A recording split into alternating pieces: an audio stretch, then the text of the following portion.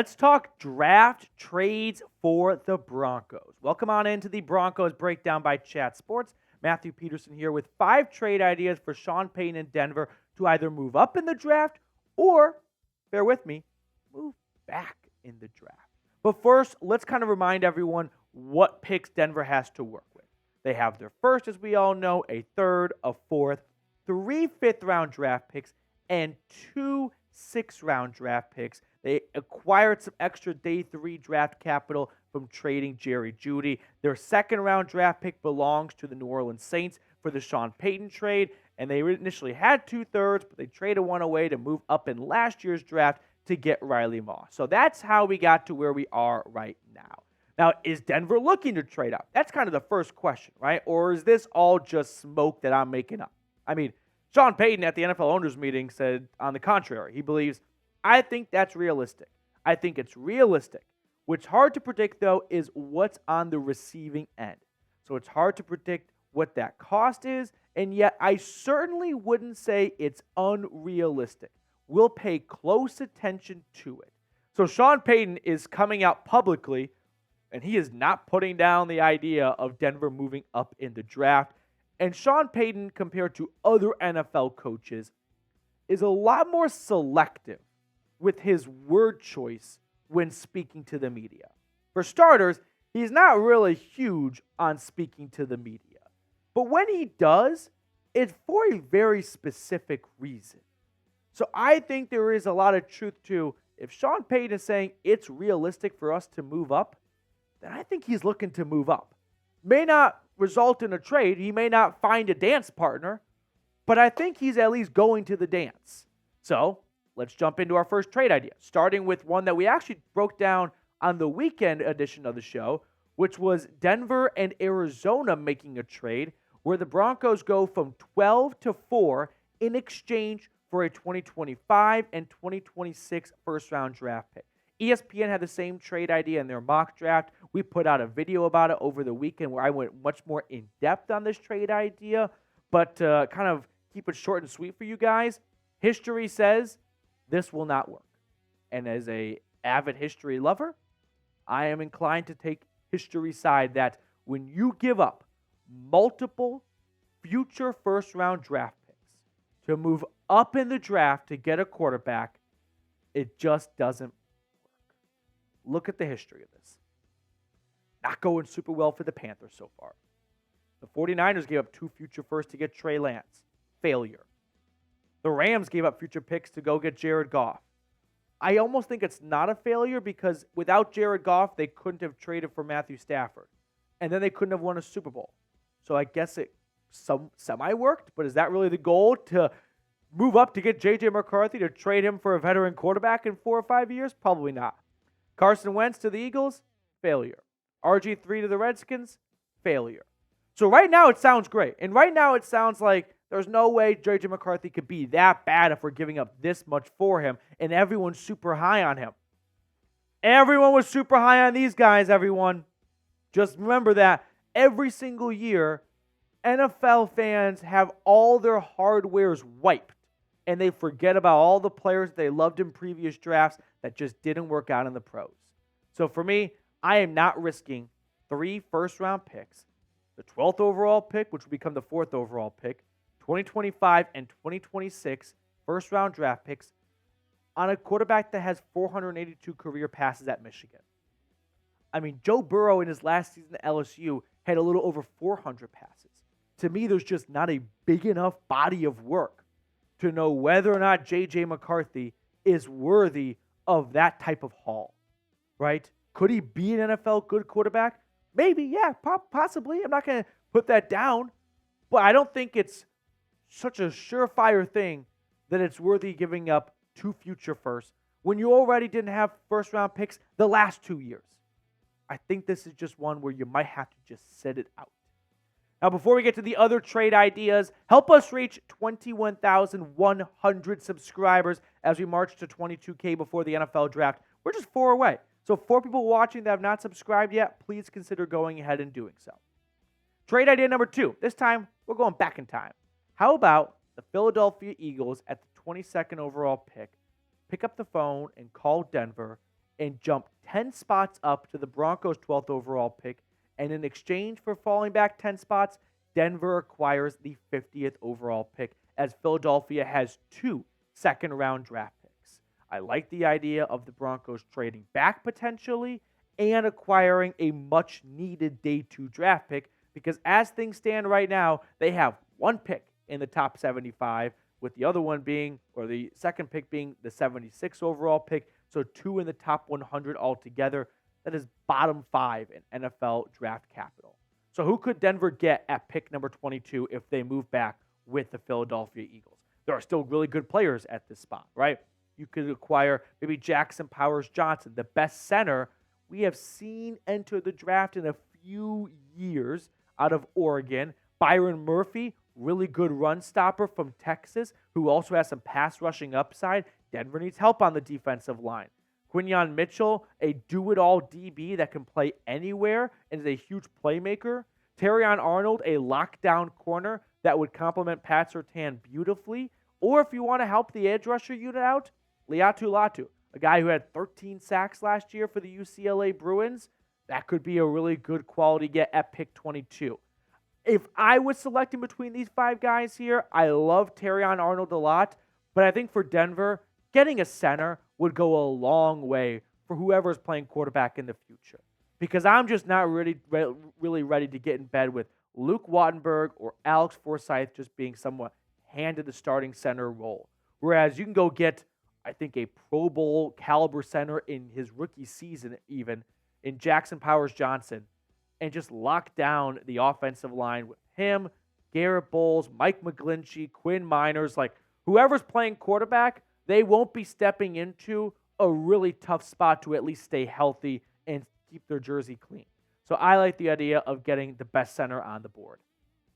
Moving on, if they make this trade with the Eagles, they also get the 50th overall pick. So who could they get in round 2 now? We haven't talked about the round 2 targets very much at all. There's Chris Braswell, edge rusher from Alabama. Chris Jenkins, defensive tackle from Michigan. Braden Fisk, another defensive tackle from Florida State. And then a couple of quarterbacks, Bo Nix and Michael Penix. If I were Denver, this is what I would do, not what I think Sean Payton would do. I would go with Michael Penix Jr. I just think if you got the 50th overall pick, it wasn't something you really planned on very far in advance during the draft. And now you're in a spot where, you know what, you don't have to reach on a quarterback in the first round. You can go get a much more proven player where if you take Bo Nix or Penix in round 1 and it doesn't work out, now you really feel like you're 2 steps back because you're still looking for a quarterback and you wasted a first-round pick.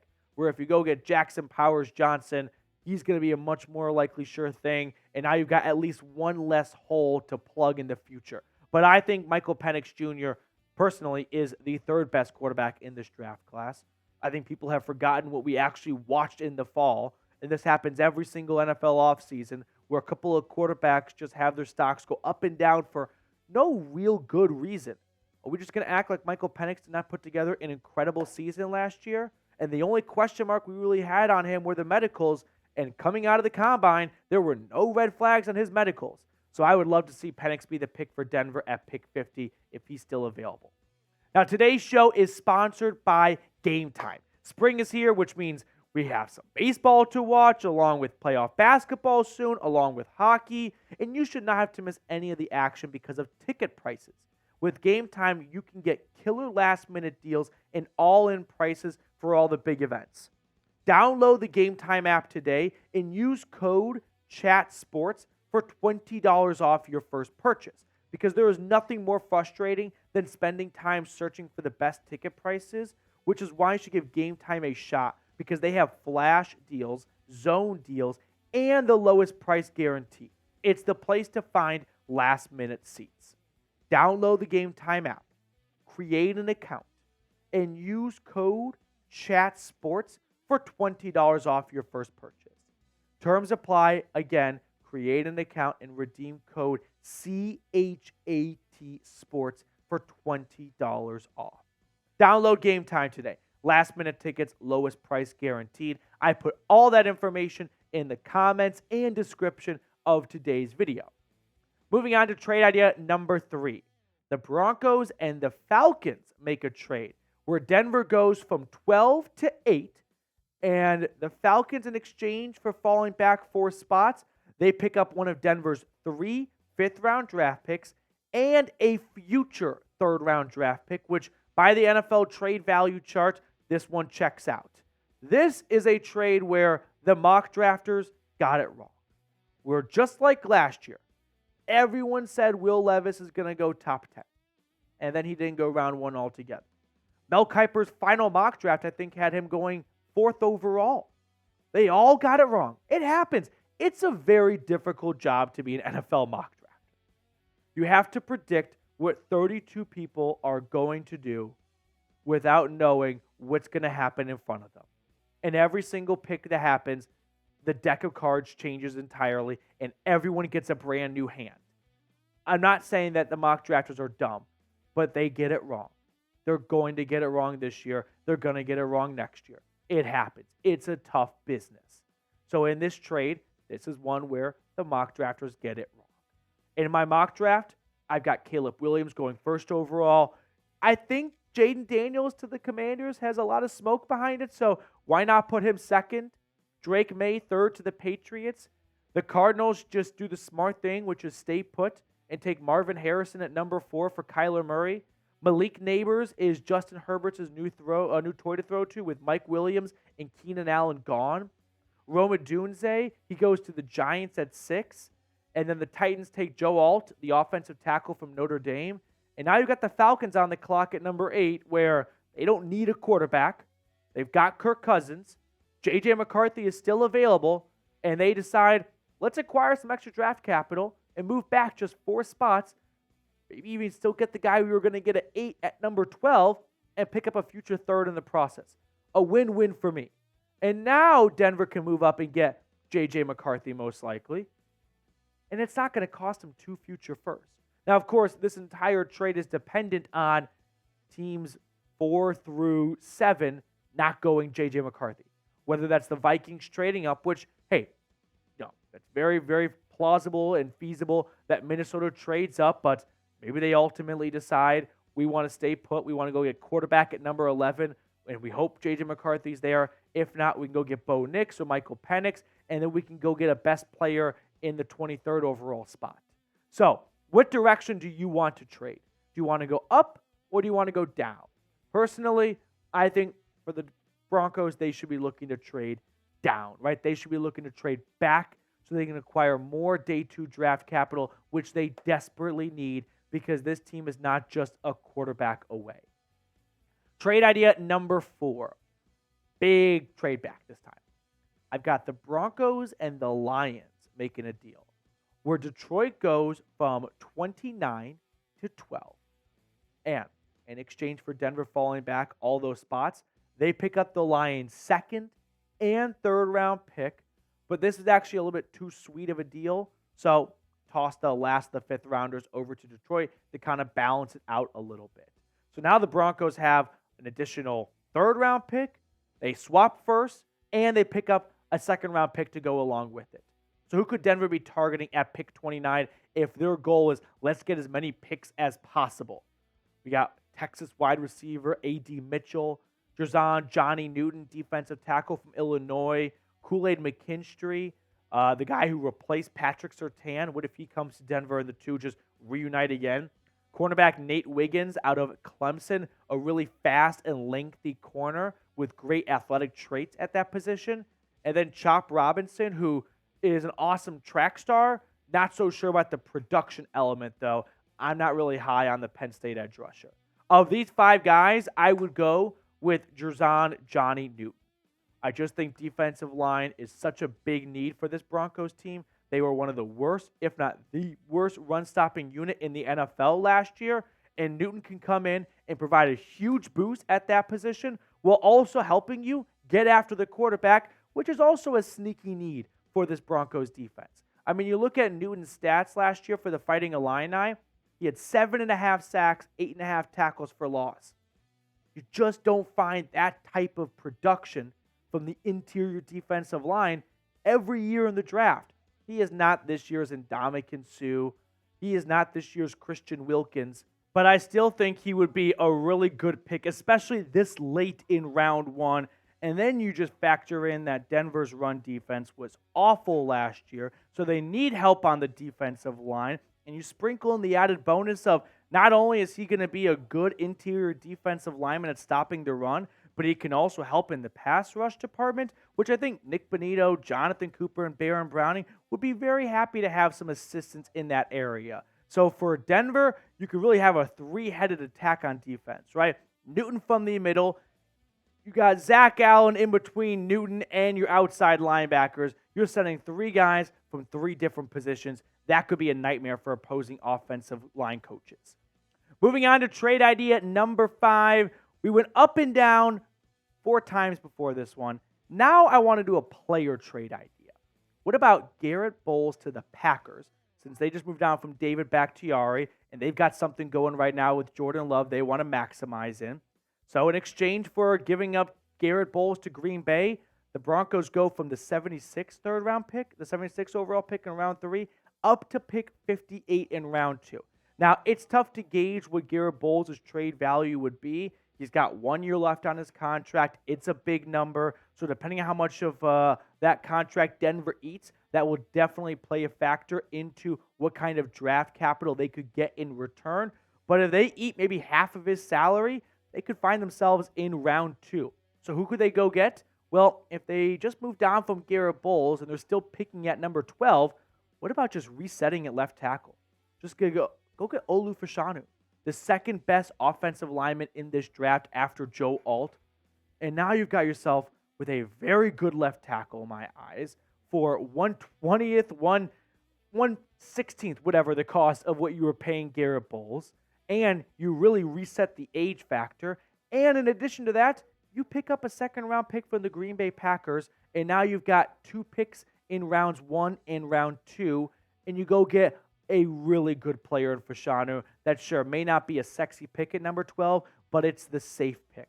And just like Garrett Bowles, who held down the left side of Denver's offensive line for over half a decade, you could go get Olu Fashanu and maybe get a little bit more than just half a decade plus out of him. Bowles comes off a really strong season. I did not think he would play as well as he did coming off a broken leg, but arguably his best NFL season, right? His 2020 year was really good as well, but I think the way he played last year will definitely help Denver get some good draft capital in return.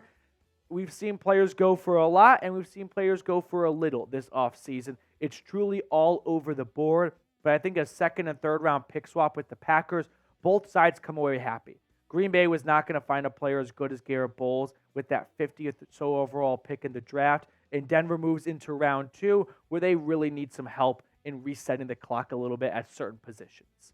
So with that being said, let's cycle through the 5 trades and see which one you guys like the best. The first one, where Denver goes up to 4 with the Cardinals, and they go get JJ McCarthy. The second one, where they fall back 10 spots and pick up the 50th overall pick from the Eagles. The third one, where they move up from 12 to 8 because the mock drafters got it wrong and JJ McCarthy was still available. The fourth one, where they really fall back with the Detroit Lions, who, I should have mentioned this earlier, I could see the Lions moving up since they feel like they're 1 win away from going to the Super Bowl last year. They may feel like now is the time to strike and move up and get a premier player and say F them picks, kind of like the Rams. Or trade idea number 5, where Garrett Bowles goes to Green Bay. He steps in at left tackle for them, and Denver goes from 76 to 58 in the draft. Let me know which trade idea you would do in the comment section below. Personally, I think there's some pros and cons, obviously, to all 5 of these trades. But if I'm picking a trade, I think I would lean towards trade idea number 2. I just think the opportunity to get a top 50 draft pick and still have a good first-round pick. 22 sure isn't nearly as good as 12, but you're not nearly as far back as you were with the Lions trade, so you can still get a really solid player at pick 22 without having that big drop-off where you kind of get out of the first-round talent grades, and now you're just taking guys in round 1 because you have to take someone at that point. So I think this would be the best trade for the Broncos to pull off. That will do it for us on this edition of the Broncos Breakdown. Thank you guys so much for tuning in. Enjoy the rest of your day, and we will catch up later.